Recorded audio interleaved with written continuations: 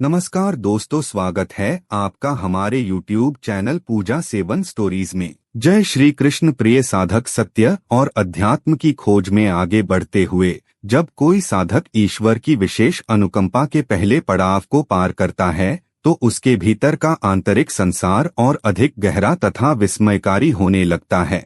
पिछले विमर्श में विस्तार से यह समझा गया कि किस प्रकार विधाता जब किसी आत्मा को अपना प्रिय बनाते हैं तो उसके स्वभाव से क्रोध और अहंकार विदा होने लगते हैं, उसकी वाणी सत्यनिष्ठ हो जाती है और उसका मन परोपकार तथा प्रभु सिमरन के अगाध आनंद में डूबने लगता है। वे शुरुआती 5 बदलाव वास्तव में उस नींव की तरह हैं जिस पर आत्मिक जागृति के भव्य महल का निर्माण होता है। परंतु ईश्वर की असीम करुणा की यह यात्रा यहीं समाप्त नहीं होती, बल्कि इसके आगे के पड़ाव और भी अधिक अलौकिक, गुप्त और रहस्यमयी हैं, जिन्हें सामान्य नजरों से समझ पाना हर किसी के बस की बात नहीं है। जब कोई जीव विधाता का परम लाडला और अत्यंत प्रिय भक्त बनने की श्रेणी में आता है तो ब्रह्मांड की अदृश्य शक्तियां उसे सीधे और परोक्ष दोनों रूपों में संकेत देना प्रारंभ कर देती हैं। ये संकेत इतने सूक्ष्म होते हैं कि अज्ञानी लोग इन्हें महज मन का भ्रम या कोई साधारण संयोग समझकर छोड़ देते हैं, परंतु एक सच्चे साधक के जीवन में ये इस बात का जीवंत प्रमाण होते हैं कि अब वह अकेला नहीं है, उसका हाथ स्वयं उस परम चेतना ने थाम लिया है। यह एक ऐसी दिव्य अवस्था है जहां आत्मा का जुड़ाव केवल जागृत अवस्था तक सीमित नहीं रहता, बल्कि सुषुप्तावस्था यानी सपनों की दुनिया में भी वह विधाता की उपस्थिति को महसूस करने लगती है। इस दूसरे भाग में हम उन बाकी के बचे 4 सबसे अनोखे, चमत्कारी और अंतिम संकेतों की गहराई में उतरेंगे जो किसी भी मनुष्य के जीवन की दिशा और दशा को पूरी तरह बदल सकते हैं। इसमें स्वप्न लोक के रहस्यों से लेकर बिना किसी सांसारिक कारण के अंतर्मन में बहने वाली असीम शांति की जलधारा, निस्वार्थ सेवा का परम भाव और अंत में हर कठिन परिस्थिति को चीरकर निकलने वाला वह अटूट विश्वास शामिल है जो इस पूरी श्रृंखला का सबसे महत्वपूर्ण और निर्णायक स्तंभ है। इन संकेतों को समझना हर उस जिज्ञासु के लिए अनिवार्य है जो यह जानना चाहता है कि क्या उसके जीवन में भी ईश्वर की गुप्त और दिव्य कृपा का प्रवेश हो चुका है। पहला संकेत, दिव्य एवं शुभ स्वप्नों का निरंतर आगमन। जब कोई जीवात्मा विधाता की असीम और गुप्त अनुकंपा के क्षेत्र में प्रवेश करती है तो उसके आध्यात्मिक विकास का अत्यंत विस्मयकारी संकेत उसके स्वप्न लोक के माध्यम से प्रकट होता है। यह एक ऐसा पड़ाव है जहां मनुष्य का जुड़ाव केवल उसके जागृत जीवन या सचेतन मन तक सीमित नहीं रहता, बल्कि सुषुप्तावस्था यानी गहरी नींद में भी उसकी आत्मा ब्रह्मांडीय ऊर्जाओं के साथ एक अदृश्य संपर्क स्थापित कर लेती है। अचानक उस व्यक्ति की सामान्य रातों की दुनिया बदलने लगती है और उसे बार बार बेहद पवित्र, शुभ और सकारात्मक स्वप्न दिखाई देने लगते हैं। इन दिव्य स्वप्नों में उस साधक को भव्य और प्राचीन मंदिरों के प्रांगण दिखाई देते हैं जहां वह स्वयं को पूजा अर्चना करते हुए पाता है। कभी उसे अलौकिक संतों, ऋषियों या महात्माओं के दर्शन होते हैं जो मुस्कुराते हुए उसे अपना वरदहस्त या आशीर्वाद दे रहे होते हैं। इसके अतिरिक्त शास्त्रों में वर्णित पवित्र प्रतीक जैसे कि जलता हुआ दीपक, गूंजता हुआ शंख, कलकल बहती निर्मल नदी, खिले हुए श्वेत पुष्प या फिर एक असीम और शांत श्वेत प्रकाश का पुंज उसके सपनों का हिस्सा बनने लगते हैं। सबसे विशेष बात यह होती है कि इन स्वप्नों को देखने के बाद जब वह सुबह जागता है तो उसके मन पर कोई भारीपन या भय नहीं होता। इसके विपरीत उसका पूरा दिन एक अभूतपूर्व शांति, उमंग और सकारात्मक ऊर्जा से सराबोर रहता है। ऐसा प्रतीत होता है जैसे किसी अदृश्य करुणामयी शक्ति ने रात के अंधेरे में उसके अंतर्मन को छूकर उसे चिंताओं से मुक्त कर दिया हो। आध्यात्मिक मान्यताओं के अनुसार इन दिव्य अनुभूतियों का उद्देश्य मनुष्य के भीतर किसी प्रकार का भ्रम या अहंकार पैदा करना नहीं होता, बल्कि उसके भीतर छिपे विश्वास, आशा और निश्चल भक्ति को और अधिक सुदृढ़ करना होता है। यह विधाता का एक मौन संदेश होता है कि वह जीव सही मार्ग पर अग्रसर है। हालांकि ईश्वर का वह प्रिय भक्त इन स्वप्नों को पाकर कभी घमंड नहीं करता और न ही समाज के सामने अपनी इन अनुभूतियों का दिखावा करता है। वह यह भली भांति समझता है कि सपनों से कहीं अधिक मूल्यवान उसका वास्तविक आचरण है। यदि इन शुभ स्वप्नों के बाद उसके व्यवहार में दूसरों के प्रति प्रेम, करुणा और विनम्रता बढ़ रही है, तो यह इस बात का अचूक प्रमाण है कि विधाता ने उसे अपनी दिव्य छत्रछाया में ले लिया है और उसका आध्यात्मिक उत्थान अब निश्चित है। दूसरा संकेत, अकारण आंतरिक शांति और आनंद की जलधारा। जब कोई साधक विधाता की असीम अनुकंपा के पड़ाव पर पहुंचता है तो उसके जीवन में एक ऐसा चमत्कार घटित होता है जिसका आकलन कोई सांसारिक पैमाना नहीं कर सकता। इस अवस्था में उस व्यक्ति के अंतर्मन में एक ऐसी गहरी शांति और अनोखे आनंद का प्रादुर्भाव होता है जिसके पीछे बाहरी जगत का कोई प्रत्यक्ष कारण नहीं होता। यह खुशी किसी बड़ी व्यावसायिक सफलता, संचित धन दौलत या समाज में मिले किसी ऊंचे पद प्रतिष्ठा की मोहताज नहीं होती। यह एक ऐसा अलौकिक और अनवरत बहने वाला झरना है जो मनुष्य के भीतर स्वतः ही प्रस्फुटित होता है और उसे हर क्षण एक परम संतोष की अनुभूति कराता है। स्वयं वह व्यक्ति भी कई बार इस बात से विस्मित रह जाता है कि जो सांसारिक उलझने और छोटी छोटी बातें कल तक उसे मानसिक रूप से विक्षिप्त कर देती थीं, वे अब उसे छूकर भी नहीं निकल पाती। आज की इस आपाधापी और तनाव से भरी दुनिया में जहां अधिकांश लोग सुख और मानसिक शांति की तलाश में अपनी पूरी जिंदगी लगा देते हैं, वहीं विधाता की कृपा प्राप्त यह विशेष जीव इस परम सत्य को आत्मसात कर लेता है कि वास्तविक आनंद बाहर की वस्तुओं में नहीं बल्कि स्वयं के भीतर निहित है। वह इस बात को गहराई से समझ जाता है कि इस नश्वर संसार में हर परिस्थिति उसके नियंत्रण में नहीं हो सकती, इसलिए वह व्यर्थ की चिंताओं में अपनी ऊर्जा नष्ट करने के बजाय हर परिणाम को ईश्वर की मंगलमयी इच्छा मानकर सहर्ष स्वीकार कर लेता है।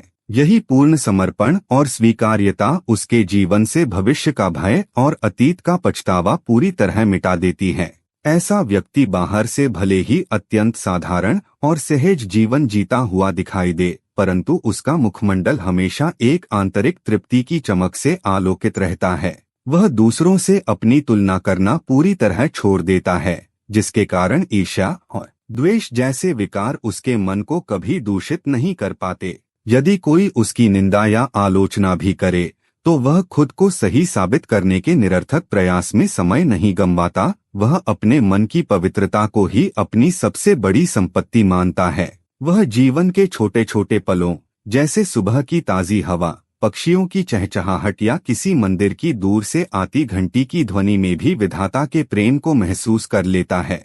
कठिन से कठिन विपत्तियों के आने पर भी उसका मानसिक संतुलन नहीं डगमगाता। वह रोता जरूर है परंतु निराश कभी नहीं होता, क्योंकि उसे यह अटूट विश्वास होता है कि उसका पालनहार हर पल उसके साथ खड़ा है। यही अकारण मिलने वाली शांति इस बात का अचूक प्रमाण है कि वह विधाता का अत्यंत प्रिय और लाडला बन चुका है। तीसरा संकेत, निस्वार्थ परोपकार और वैश्विक सेवा की भावना का उदय। जब कोई जीवात्मा विधाता की असीम अनुकंपा के सोपान पर कदम रखती है तो उसके भीतर का संकुचित दायरा पूरी तरह टूट जाता है। इस अवस्था में उस व्यक्ति का पूरा जीवन केवल सवा यानी स्वयं के हित, परिवार और व्यक्तिगत लाभ की संकीर्ण सीमाओं से ऊपर उठकर समष्टि के कल्याण के लिए समर्पित होने लगता है। विधाता उसके हृदय में करुणा और निस्वार्थ सेवा का एक ऐसा पावन दीप प्रज्वलित कर देते हैं जिसकी लौ हर अंधकारमय जीवन को आलोकित करने के लिए आतुर हो उठती है। अब उसके भीतर दूसरों की सहायता करने की जो भावना उत्पन्न होती है, उसके पीछे संसार से किसी प्रशंसा, मान सम्मान या यश को पाने की कोई गुप्त लालसा नहीं होती, बल्कि वह पूरी तरह से निश्चल और स्वाभाविक होती है। आज के इस भौतिकवादी युग में जहां अधिकांश लोग कोई भी परोपकारी कार्य करने से पहले अपने व्यक्तिगत नफे नुकसान का आकलन करते हैं, वहीं ईश्वर का यह प्रिय भक्त अपनी सामर्थ्य के अनुसार बिना किसी हिचकिचाहट के सेवा के मार्ग पर चल पड़ता है। वह यह कभी नहीं सोचता कि जब उसके पास बहुत अधिक धन या प्रचुर साधन होंगे तब वह समाज के लिए कुछ करेगा। वह वर्तमान में जिस भी स्थिति में होता है वहीं से मानवता की सेवा का सूत्रपात कर देता है। यदि उसके पास धन है तो वह गुप्त रूप से अभावग्रस्तों की सहायता करता है। यदि उसके पास समय है तो वह किसी एकाकी और दुखी इंसान की व्यथा को धैर्यपूर्वक सुनकर उसका मानसिक बोझ हल्का कर देता है। और यदि उसके पास केवल मधुर शब्द हैं तो वह अपने वचनों से ही किसी निराश मन में पुनः आशा का संचार कर देता है। शास्त्रों में इस परम सत्य को रेखांकित किया गया है कि संसार के समस्त प्राणियों से प्रेम करना ही ईश्वर की सच्ची आराधना है, क्योंकि वह परम चेतना किसी एक स्थान पर नहीं बल्कि हर जीव के भीतर स्पंदित हो रही है। इस दिव्य बोध के जागृत होते ही उस व्यक्ति की सेवा भावना केवल मनुष्यों तक सीमित नहीं रहती, बल्कि वह मूक पशु पक्षियों की क्षुधा शांत करने, घायलों की चिकित्सा करने और प्रकृति के संरक्षण में भी आत्मिक सुख का अनुभव करने लगता है। वह किसी भी सत्कर्म का ढिंढोरा नहीं पीटता और न ही आधुनिक दिखावे की संस्कृति का हिस्सा बनता है। वह चुपचाप किसी के आंसू पोंछकर आगे बढ़ जाता है और हर सेवा कार्य को विधाता के चरणों में एक पवित्र पुष्प की भांति अर्पित कर देता है। यही निस्वार्थ परोपकार इस बात का अचूक प्रमाण है कि वह आत्मा अब विधाता की अत्यंत प्रिय और अनन्य बन चुकी है। चौथा संकेत, निस्वार्थ करुणा और दूसरों के अंतर्मन को समझने की दिव्य क्षमता। जब कोई मनुष्य विधाता की विशेष अनुकंपा और प्रेम का अधिकारी बनता है तो उसके भीतर होने वाला चौथा महापरिवर्तन उसे संवेदनशीलता के एक अत्यंत उच्च शिखर पर ले जाता है। इस अवस्था में पहुंचकर वह व्यक्ति केवल अपनी व्यक्तिगत खुशियों, आकांक्षाओं और दुखों के संकुचित दायरे तक सीमित नहीं रहता।